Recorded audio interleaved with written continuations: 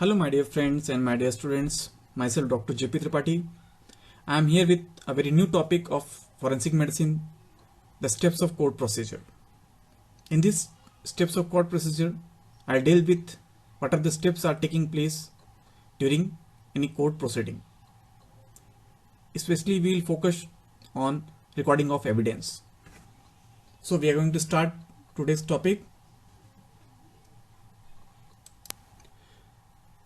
All medical cases which are registered in any police station finally goes to the court for judgment.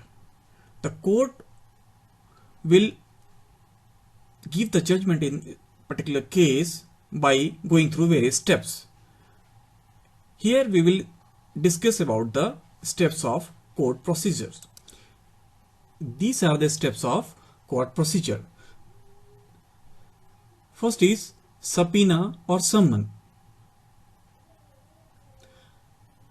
Attendance in the court, oath taking, recording of evidence.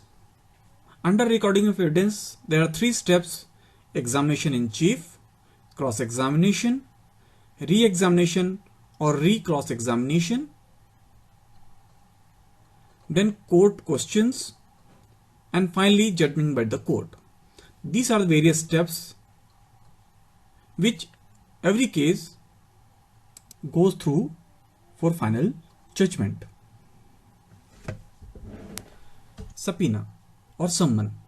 The court procedure starts from receipt of summon by a medical person or by the witness to appear before the court.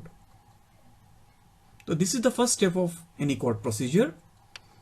What is the meaning of subpoena? Subpoena means sub means under, pena means plenty. So subpoena, it is a writ or documents issued by the court compelling the attendance of witness in the court of law under plenty on particular day, time, place for the purpose of giving evidence. The detail of this subpoena or summon is already explained by me in my previous video lecture. You can go through that for finding the detail of subpoena. Attendance in the court. It is another step of court procedure. As you all know that after receiving the summon, witness has to appear before the court for giving the evidence. Usually the time of attendance is 10:30 AM or the time noted on summon. In lower courts, for doctors, attendance time is about 1 PM so that he gets time to complete his work before attending the court. Reporting should be done to the bench clerk and then either to the police or to the prosecutor. Oath taking or solemn affirmation. It is an important step of any court case. The oral evidence is preceded by the oath taking or affirmation. The oath is a declaration required by the law which is compulsory and holds the witness responsible for consequence of his evidence.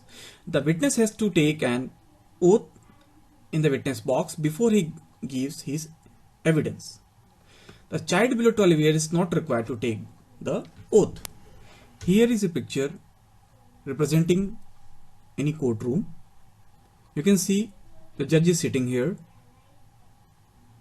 Here is a witness. In this picture, seeing the expert witness. Here is the accused person. These are our prosecutors. Under oath taking, in all court proceeding, the witness has to take the oath before the court. What is oath? The oath is, I do swear in the name of God that what I shall state shall be truth, the whole truth, nothing but the truth. This is the oath which is taken by any witness. Many times the witnesses say that they do not believe in God. If the witness is an atheist, he has to solemnly affirm instead of swearing in the name of God. Recording of evidence. It is the main steps of any court procedure. The evidence of witness is recorded under Section 138 to 159 Indian Evidence Act. Indian Oath Act 44, Section 2, 4 and 6, 1969. After oath in the court of law, a witness is first examined by the side which has called him. This is known as examination in chief. This is followed by the cross-examination, after which the witness may be re-examined by his own counsel. The question may be put by the judge to clear any doubtful points. Recording of evidence. Recording of evidence includes 3 steps: examination in chief, cross-examination, re-examination, or also called as re-cross-examination. These are the 3 steps of recording of evidence. Examination in chief. It is the first step of recording of evidence. It's also called as direct examination. It is mentioned under Section 137 Indian Evidence Act. This is the first examination of witness. It consists of question put to him by a lawyer or counsel or advocate for the side which has summoned him. During this course of examination, he will try to find out what the witness knows about the case. Means examination in chief is conducted by advocate or counsel or lawyer who called that witness. In examination in chief, in government prosecution cases, the public prosecutor first examines the witness. If the witness is called by the private party, he is first examined by the lawyer of that party. What is the main object of examination in chief? The object is to elicit all relevant, convincing medical fact related to facts. And if the witness be an expert, then conclusion which the doctor has drawn from the facts.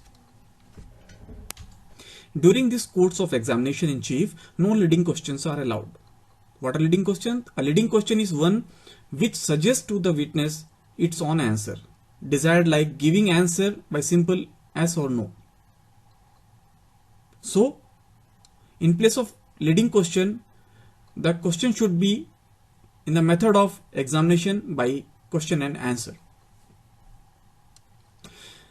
The leading question are allowed in the following instances. During examination in chief, the leading questions are allowed in following conditions. First is for getting introduction, for identification, to assess the memory, contradiction, and in those cases in which the judge is satisfied that the witness is hostile. In these cases, the leading question can be asked during examination in chief. This is a diagram of any courtroom. You can see that the judge is sitting here. He is a witness. He is the accused. The 2 lawyers are sitting. This is the first lawyer who is asking, and this step is called as examination in chief. The person who is asking the question to the witness is called as examination in chief. The person who is sitting here for cross-examination is also called as defense lawyer or counsel for accused. You can see in this first step of recording of evidence, the examination in chief is going on. He is asking the question to the witness. This is the second step of recording of evidence. This step is called as cross-examination. It is done by the lawyer of opposite party. In this, the witness is questioned by the lawyer for the accused, also called as defense lawyer or counsel for the accused. In a murder trial, the defense witness is cross-examined by the public prosecutor. In this cross-examination, the counsel tries to seek the extract from the witness any fact which may appear to be favorable to his client. Leading questions are permissible during cross-examination. In examination chief, no leading question was permitted. The main object of cross-examination is to elicit the fact favorable to his case, to test the accuracy of statement made by the witness, to modify or explain what has been said, to develop new or old fact, and to dishonor the witness. These are the main objectives of cross-examination. The lawyer may try to weaken the evidence by showing that the evidence given by the witness is inconsistent, inaccurate, ill-founded, contradictory, and untrustworthy. The witness must therefore be prepared to face the question regarding his qualification, experience, professional knowledge, and accuracy for his judgment. He must be always truthful. During cross-examination, the court may forbid any question which is regarded as indecent, insulting, annoying, or needlessly offensive in form. The court allows questions relevant to the fact in issue. The cross-examination has no time limit and may last for hours or even the days. This picture is showing cross-examination. You can see here the defense lawyer or counsel for accused is asking question to the witness. This step is called as cross-examination. After cross-examination, the third step of recording of evidence comes, that is called as re-examination. Re-examination is also called as redirect examination. After cross-examination, the witness may be re-examined by the counsel who called him, means examination in chief. What is the object of re-examination? The object is to correct any mistake and doubt, or to clarify or add details to the statement the witness has made in cross-examination. The opposite lawyer has right to re-cross-examination on the new points raised. At this stage, the leading questions are not allowed. Not new matters may be introduced without the permission of judge. This is called as re-examinations. This picture is representing the re-examination. In this picture, you can see that the defense lawyer, or you can say that the counsel for the accused, is sitting, and his turn of examination in chief, they again start asking the question to the witness. This step is called as re-examination. After recording of evidence, the next step of court procedure is a question by the judge. In this step, the judge can ask a question related to the case. The judge may ask any question in any form about any fact, relevant or irrelevant, at any stage of the examination, to clear up the doubts. If the court feels that the certain points needs to be clarified even after the whole procedure is completed, he may put some question directly to the witness from its own side. The court is also empowered to recall and re-examine any witness already examined if his evidence appears to the court to be essential to the just decision for the court. So this step is called as question by the court. Here the court will put, a judge can put a question to the witness. Here is a picture representing the question by the judge.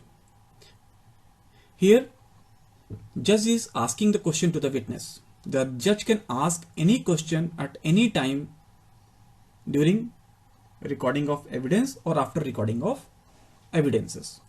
Both lawyers are sitting and judge is asking question in this picture. This step is called as question by the judge. After completion of recording of evidence, question by the judge, when whole procedure is completed, the prosecution and defense lawyer put forward their arguments. The evidence thus recorded by the presiding judge or magistrate should be read by the witness and signed by him at the bottom of each page, and on the last page immediately below the last paragraph and to initial any correction. The witness should not leave the court without taking the permission of court. After this step, the witness can leave the court after taking the permission from the judge.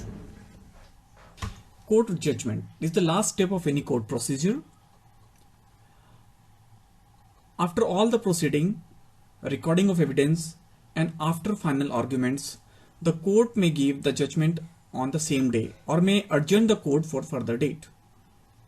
The presiding magistrate, judge, will deliver the judgment either forgiving or conviction the accused person. The judgment is dated and signed by the judge, and the copy of judgment is given to both parties.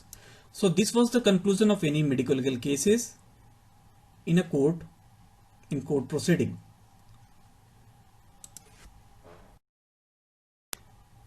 This is a picture representing the last step of any court procedure. Here the court will give the judgment. You can see here the judge is writing final decision. Both lawyers are sitting. Accused is here, witness is here, and the final decision is made, and the copy of that decision is given to both the parties. If the parties are satisfied with the decision, then it's okay. If any one party is not satisfied with this decision, he are free to apply. He can free to appeal in higher court or in the same court for repetition.